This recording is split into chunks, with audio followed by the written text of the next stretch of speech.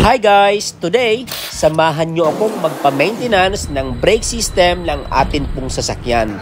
At dito po, nakiusap po tayo sa Shell Mechanic na si Sir Kim kung pwede ba niyang gamitin ang ating pong product, ang Plyman USA 98 volts, cordless, brushless, impact wrench.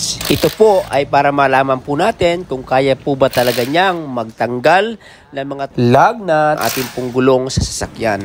At after po niyan guys, ayan, nagpalit na po siya ng mga brake pads, nalinisan na rin po yung ating po mga brakes, at nag-check na po si Sir ng mga filters po at mga fluids po ng ating pong sasakyan. At so far, everything is good. At dito naman guys, ibinabalik na po niya ang lug nuts ating pong gulong. Kaya tingnan na lang po natin guys. After nyan guys ha, i-interview natin si Sir regarding po sa feedback po niya sa ating pong product. Let's go. Sa Plyman natin na impact wrench. Wala, ano sir? Legit sir. Legit? Oo, malakas. Ano mga nagustuhan mo sa kanya sir na? Yung ano niya, yung torque, pag nag-fit ka, talagang sakto.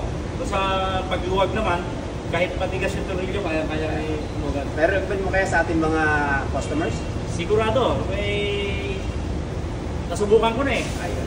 Nasubukan ko na eh. Ayan guys ha, sa lahat mga naghahanap ng legit, ayan ha.